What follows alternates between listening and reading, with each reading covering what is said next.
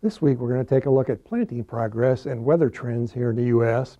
We're going to turn our attention to export pace, particularly ahead of the summit between President Trump and President Xi coming up in just about a couple weeks. We're going to wrap things up with a long-term review of November soybean futures.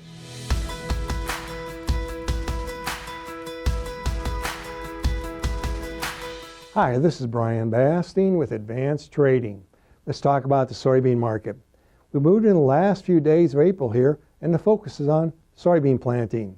Let's take a look at nationwide progress. This is as of Sunday, April 26th. Notice nationwide 23% done. That's ahead of last year's 17% and nearly double the 5-year average of 12%. We've highlighted several states here that are well above the 5-year average, including Illinois, Indiana, and Ohio. Let's now take a look at the history of planting progress here. Again, 23% done as of April 26th. On average, approximately 24% of U.S. beans are planted between April 26th and May 10th. So, weather permitting, we may be approaching 45 to 50% planted by Mother's Day on May 10th. Of course, the pace of planting is going to be directly tied to the weather. Let's take a look at the short-term trends. Our slides this week, as usual, are courtesy of T-Storm Weather. We're starting out here looking at a much cooler weather pattern developing over the next 10 to 14 days. Across that darker blue area, we're looking at moderately cooler than normal. Across the light blue area, slightly to moderately cooler than normal. What about rainfall? We're looking here, most of the rain this week, Wednesday through Saturday, is going to be west and south across that hard red winter wheat area that certainly needs it. Now let's look ahead to next week, the week of May 4th to the 10th. All across that dark green area there, we're looking at a ½ inch to 1.5 inches of rain. So maybe stop and go for some areas, planting-wise. Let's now look at rainfall totals over the next 2 weeks. Now, the next 2 weeks here, you can see probably the best planting opportunities might be further north, northern plains and west, parts of that Minnesota area and western Iowa, as well as parts of Nebraska may get the best opportunity to get additional bean planting done.